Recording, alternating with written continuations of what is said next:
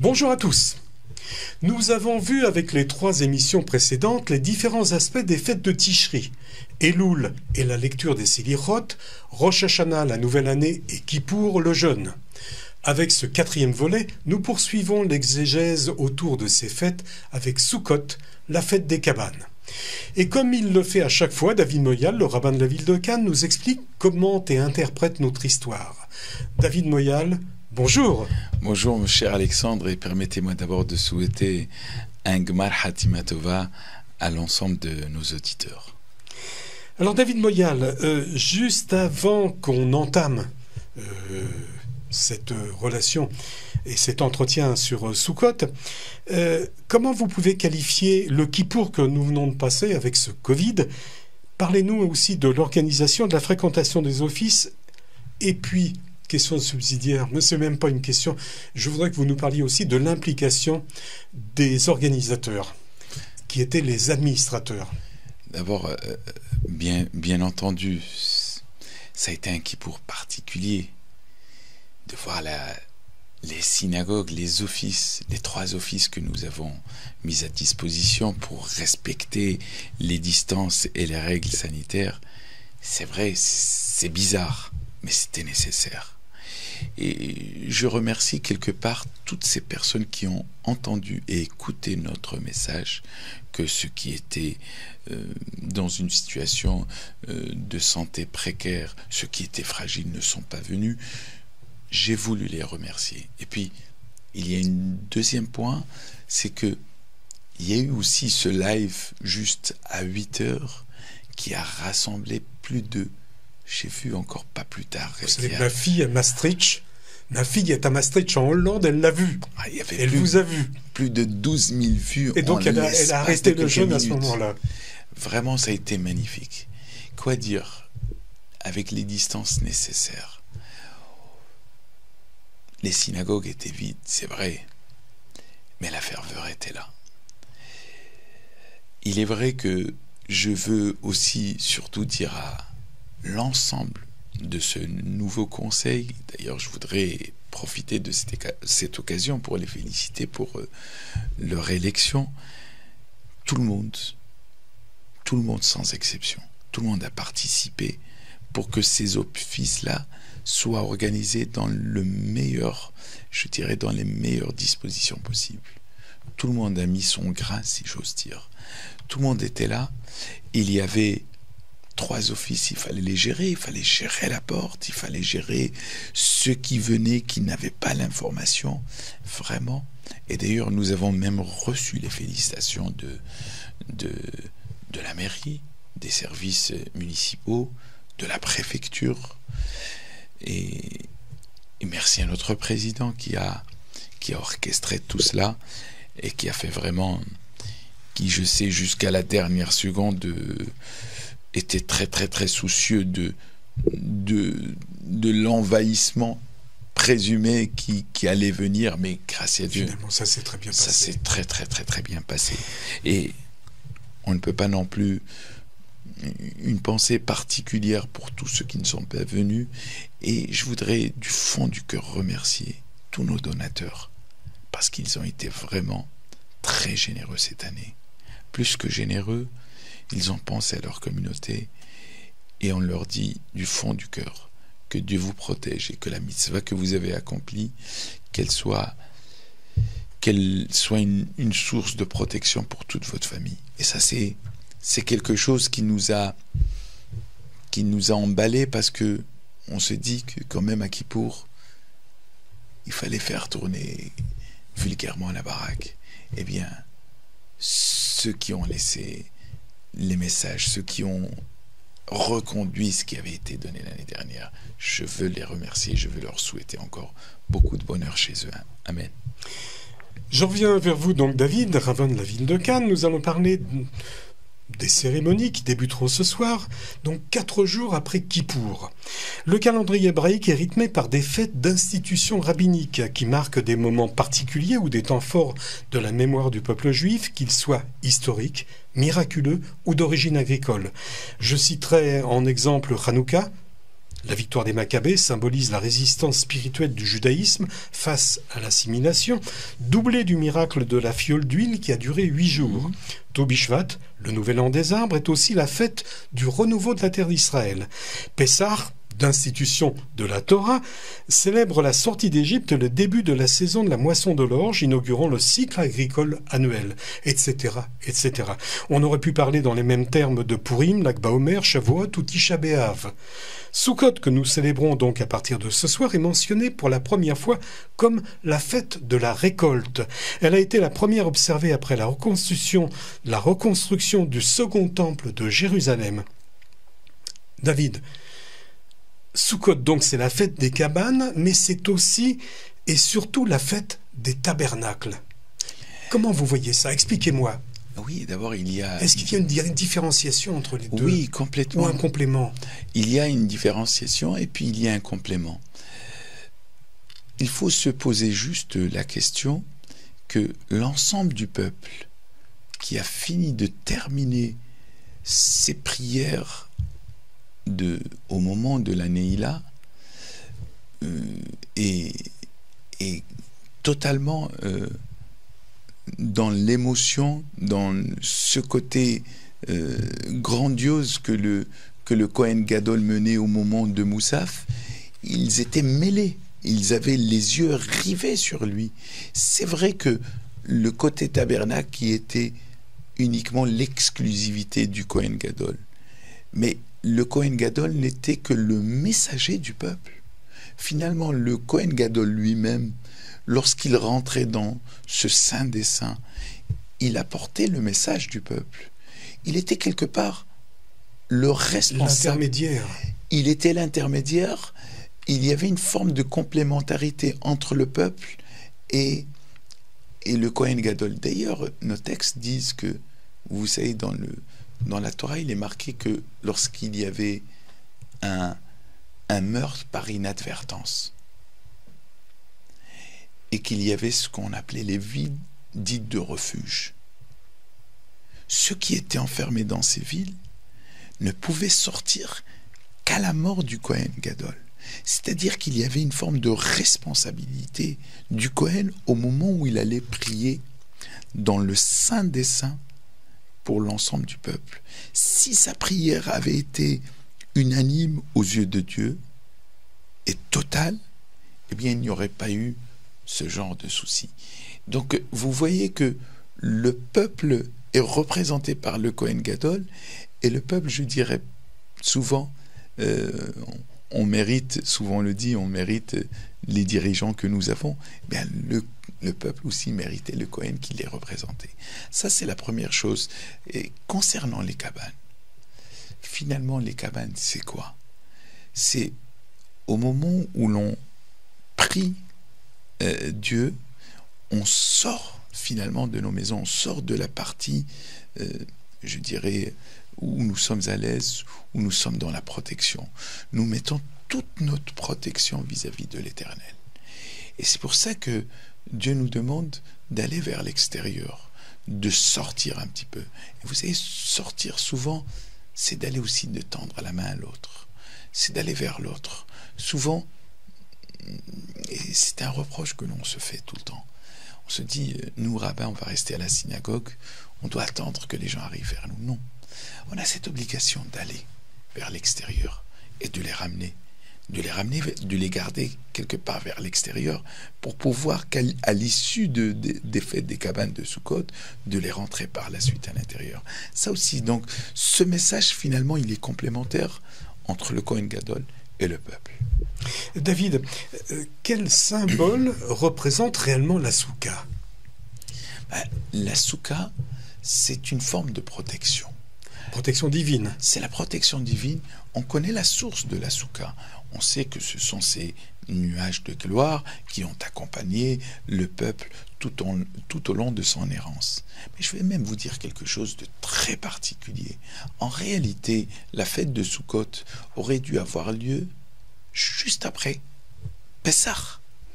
C'est l'évidence. C'est l'évidence. Oui. C'est lorsque la Torah lit du verbe lier, la fête de Sukkot à la sortie d'Égypte. Eh bien, tout simplement, pourquoi nous ne le faisons pas? Vous me direz, parce qu'on n'a pas envie de mélanger. On pourrait le faire l'une derrière l'autre ou l'une en même temps que l'autre. On pourrait peut-être éventuellement manger la massa sous la souka. On a d'ailleurs utilisé cette belle pergola que nous l'avons utilisée pendant tout l'été. Mais là, de nous dire, nos sages nous disent, finalement, sortir pendant le moment où il y a la chaleur, c'est très facile. Tout le monde sort. C'est même agréable de sortir, de prendre son repas dans son jardin, dans le balcon, etc. Mais là, la Torah nous dit de sortir à un moment qui commence à faire froid. Où le temps est incertain. Où le temps est incertain. D'ailleurs, le temps en ce moment, il est incertain. Où on sort de la maison de cette chaleur-là pour aller vers l'extérieur et pour accomplir la mitzvah. Parce que finalement, pour avoir le sens de l'accomplissement, c'est de sortir de la chaleur pour aller vers le froid. Alors que, en règle générale, quand on va l'été, on sort, c'est un plaisir. Oui, surtout, et on pourrait peut-être même pas penser à la mitzvah. Les maisons sont tout à fait protectrices, alors que la souka est beaucoup moins protectrice. Hein. Et quand on est dans le désert, il peut y avoir des bêtes sauvages, il peut y avoir des scorpions, La protection, c'est dans ce sens-là. Justement, pour ne pas oublier la mitzvah de Sukkot. C'est justement le faire pendant un moment où, en règle générale, on ne sort pas, où on reste à l'intérieur de la maison. D'ailleurs, c'est le moment de la récolte, c'est ce que vous avez dit. Quand on récolte, on garde envie de rester au chaud. Eh bien, pour accomplir la mitzvah, il faut sortir. Et là, on sentirait plus la mitzvah. Alors que, si on le faisait l'été, on ne la sentirait pas, cette mitzvah. Alors j'ai lu aussi que la souka est aussi le symbole de la concrétisation de l'énergie spirituelle que nous avons attirée par nos prières et nos efforts à Rosh Hashanah et Kippour. Donc c'est la concrétisation de toutes nos prières sur ces deux fêtes. Oui, d'ailleurs, la symbolique de cette fête, c'est la joie par excellence. Qu'est-ce que ça veut dire, la joie par excellence? La vraie joie, c'est celle où on met tout notre cœur en direction de l'Éternel et nous prions pour être inscrits et scellés dans le livre de la vie, alors qu'en règle générale, nous sommes pratiquement dans l'attente de ce verdict. Mais comme nous savons que nous sommes bien comportés, bien nous avons cette assurance que nous allons être inscrits et scellés dans le livre de la vie. Donc au sortir de Kippour, on pourrait dire qu'on pourrait rester dans une forme de, comment dirais-je, d'angoisse en permanence. Eh bien, il y a une joie. Il y a la joie du devoir accompli. Il y a la joie tout simplement de cette assurance que le travail était bien accompli. La joie de se dire que nous sommes améliorés, que nous sommes en train de nous améliorer. Ça, c'est la vraie notion de Sukkot. C'est pour ça que finalement, quand on sort de Kippour, la fête de Sukkot, c'est la souka dans les termes dans la mystique juive, le terme souka dans sa plénitude, alors dans sa valeur numérique, ça fait 91. Et 91, c'est Hachem Elohim. Hachem, c'est la notion d'amour, et Elohim, c'est de la rigueur. C'est quelque part, c'est marier ces deux notions-là. Eh bien, c'est le jour de Kippour et le jour de Sukkot. La vraie joie, c'est celle qui consiste à dire que nous avons avancé, nous avons progressé, et nous avons cette assurance d'être scellés parce que nous avons aussi fait le nécessaire. C'est ça aussi l'expression de la fête de Sukkot. Alors Sukkot est l'une des 3 fêtes de pèlerinage célébrées dans la joie et prescrites par la Torah. Mais alors que toutes les fêtes marquent un acte, un moment dans l'histoire plus ou moins concis et précis, comme on l'a vu précédemment, Sukkot est un condensé sur 8 jours de 40 ans d'errance du peuple juif dans le désert, après sa sortie d'Égypte et son périple vers la terre de Canaan, avec pendant tout ce temps la protection et l'aide du divin, comme on l'a vu tout à l'heure. David, on a condensé 40 ans sur 8 jours. Pourquoi sur 8 jours? Enfin, 7 jours en Israël, 8 jours en Angola. Mais pourquoi sur 8 jours? Pourquoi pas plus? Pourquoi pas moins? Mais vous avez raison. En réalité, on aurait dû avoir la fête de Sukkot tout le temps. D'ailleurs, pendant 40 ans. Complètement, même plus que 40 ans. En réalité, c'est un texte que nous disons tous les soirs dans la prière Ufros alenu sukat shelomecha, que tu étales sur nous la souka de celle shelomecha, c'est-à-dire celle qui va nous ramener vers la paix intérieure, c'est-à-dire vers la protection tout simplement. Mais nos sages ont fait quelque chose, parce que d'abord c'est une mitzvah de la Torah, où la Torah nous dit Sukkot et Shvu Shivat Yamim. Dans les Sukkot, vous vous installerez pendant 7 jours. Alors, il y a toutes les règles concernant les fêtes de Sukkot que nous verrons certainement. Mais là, il fallait marquer le chiffre 7, c'est chronologiquement, c'est la malchoute, c'est la royauté. C'est-à-dire, on va traverser littéralement toute la semaine. Traverser finalement toute la semaine, c'est réparer, c'est la réparation de tous les jours de la semaine. Vous savez, c'est à l'instar de ce qui se fait pendant les 10 jours de pénitence. Vous enlevez 2 jours de Rosh Hashanah et 1 jour de Kippour, donc il reste 7 jours. Les 7 jours qu'il y a entre Rosh Hashanah et Kippour, eh bien, ce sont des jours de réparation. Les 7 jours qu'il y a à Sukkot, ce sont des 7 jours de confirmation. Voilà donc l'explication pourquoi la Torah nous demande 7 jours, mais l'obligation pour se rappeler du chesed, de la bonté que Dieu a accomplie vis-à-vis de nous et de nos ancêtres à la sortie d'Égypte. Alors, dans la souka, il faut au moins prendre un repas. Le premier et le second soir de la fête, y résider, réaliser ses occupations habituelles, convier sa famille, ses amis, ses voisins. C'est une mitzvah, bonne action, bienfait ou commandement, que l'on doit accomplir et surtout pas seul. Qu'est-ce qu'a prévu le consistoire de Cannes pour la souka? Qu'est-ce qu'on va faire ici à Cannes? Alors, ce que nous avons fait, c'est que d'abord je voulais aussi le remercier parce qu'il est revenu, notre ami Marcel Serrero, et en compagnie de l'Hôtel Montaigne, il y a une souka qui est organisée donc tous les jours. Il y a des repas à disposition de la communauté.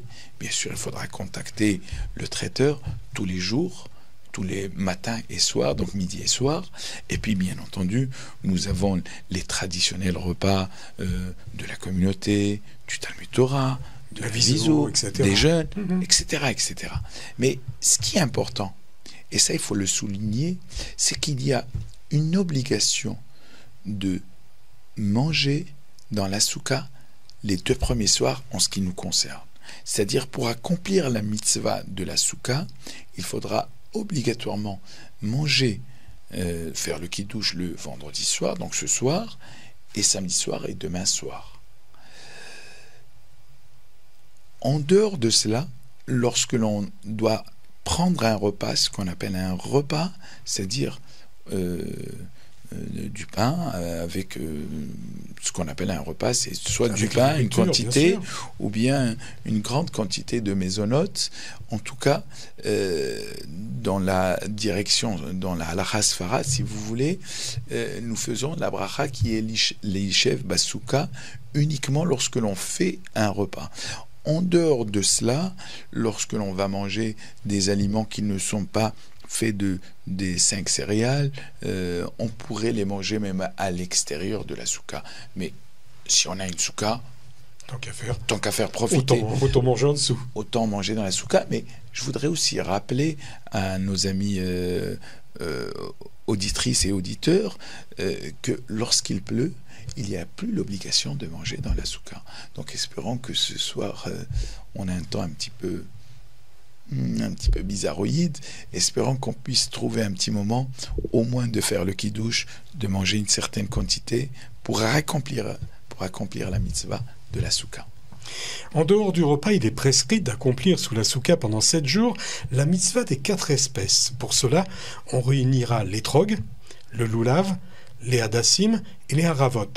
On les tiendra en main d'une façon particulière, puis, après avoir récité la bénédiction, on les ballottera vers les 4 points cardinaux, comme l'avait montré la vidéo de David Moyal, le rabbin David de Cannes, que l'on peut retrouver bien sûr sur YouTube. Alors, David, pourquoi ces 4 espèces? Pourquoi les réunir? Qu'est-ce qu'elles ont de particulier? Et comment se nomme cette action? Alors, c'est formidable parce que il y a quelques jours, mercredi, c'est quelque chose que nous avons vu au Talmud Torah avec les enfants du Talmud Torah. Ils m'ont posé la même question. Et c'est quelque chose de très très particulier, cette mitzvah. C'est une mitzvah qui nous demande quelque part de réunir l'ensemble des tendances du peuple juif. Parce que vous savez, le hétrog, il est comestible, il dégage une odeur. Il y a ceux qui dégagent une odeur qui ne sont pas comestibles. Et vous avez l'ensemble de ces 4 espèces qui représentent l'ensemble de la nation juive. Nous les réunissons le lendemain de Kippour. C'est-à-dire que le peuple juif, au lendemain de Kippour, il devient un, même dans sa pratique. C'est-à-dire tout le monde est sur le même piédestal parce que les compteurs auront été mis à 0. Donc et d'ailleurs... Quelle que soit notre notion, on devient un. On devient un. Et d'ailleurs, c'est ce que je disais tout à l'heure, enfin, il y a 2 jours, aux enfants du Talmud Torah, que s'il manquait ne serait-ce que les feuilles de saule, les branches de saule, eh bien, on n'aurait pas accompli la mitzvah. Pourquoi ? Pourtant, le saule n'est ni comestible, ni dégage une odeur. Il représenterait éventuellement donc le rachat, celui qui ne fait rien du tout, qui n'étudie pas, qui est complètement éloigné, mais pourtant nous avons besoin de lui. Et ça, cette image-là, lorsque je l'ai racontée aux enfants, bien sûr, avec les termes adéquats pour des jeunes de 9, 10, 11 ans, et ils étaient honnêtement... ils étaient plus que enchantés par l'explication, parce que quelque part cela montre que le peuple juif ne peut pas être dans le jugement. On doit, bien au contraire, comme je vous l'ai dit tout à l'heure, c'est aller vers l'extérieur et ramener tous nos frères juifs qui sont dans un autre extérieur de l'extérieur pour les ramener vers l'intérieur. Ça, c'est aussi l'histoire. Alors, cette mitzvah, elle s'appelle finalement, on prend les 4 espèces avec le hétrog, on fait la bracha. Alors, l'hétrog, c'est le cédra. Le cédra. Alors, vous avez ensuite... Qu'est-ce qu'il a de particulier, le cédra ? Le cédra, il est comestible et puis il sent. Le cédra, c'est de la famille, je crois, des citrons. Donc, il a quelque chose de très particulier. C'est un fruit qui ne pourrit presque jamais. Vous avez un cédra chez vous, vous le posez, il va sécher. Vous avez donc ensuite, vous avez le loulav qui est la branche de palmier qui donne des dattes. Bon, j'essaie en même temps donner un cours de botanique aux jeunes du Talmud Torah, c'était merveilleux. Vous avez ensuite donc la myrte. La myrte, alors la myrte, elle sent, elle. Elle sent. Mais elle ne se mange pas. Elle ne se mange pas. Voilà. Et puis vous avez la sole, les feuilles de saule, les haravotes. Les haravotes, tout à fait. La harava qui est l'expression de nos lèvres. Donc ça ne mange pas, ça se mange pas, ça sent rien. Pas. Mais c'est l'expression. Et comme on dit, harava domalas fataim. La harava, elle est en forme de lèvres. C'est-à-dire, c'est l'expression. Le hétrog, c'est le cœur. Donc le cœur dit aux lèvres de prononcer ce qu'il y a à l'intérieur. Et ensemble, c'est ensemble que nous faisons, que nous les réunissons ensemble, nous faisons la bénédiction à Netilat Lulav, et puis nous les secouons dans tous les sens. Alors, bien entendu, 4 directions. 4 directions, 6 directions, parce qu'il y a en haut et en bas. Voilà. Ensuite, alors, nos frères séfarades, nos sœurs séfarades n'ont pas l'habitude d'accomplir cette mitzvah, parce que c'est une mitzvah positive qui est liée dans le temps, comme d'ailleurs la soukha, les femmes ne sont pas tenues de manger dans la soukha au même titre que les hommes. Alors chez nos frères ashkénazes, c'est vrai que les femmes font ces mitzvot, font la bénédiction et peuvent manger. Chacun fera bien entendu selon son minhag et selon l'usage et la tradition ancestrale. Sukkot se terminera la semaine prochaine par 3 fêtes, Hoshana Rabbah, jour où le jugement divin, entamé à Rosh Hashanah, est finalement scellé, à laquelle se rajoutent Shemini Atzeret et Simchat Torah. Et c'est ce que nous verrons bien sûr la semaine prochaine avec le dernier volet de cette série à propos des fêtes de Tishri. Je voudrais juste vous dire que l'issue de cette fête, c'est-à-dire la première partie de cette fête, c'est-à-dire jeudi soir prochain, c'est Hosha'ana Rabbah. Vendredi, donc la prière de vendredi, est aussi importante que la Neila. Le jour de Hosha'ana Rabbah, nos sages ont tout fait pour que ce jour-là ne tombe jamais un Shabbat, pour qu'on puisse accomplir la mitzvah de la Harava.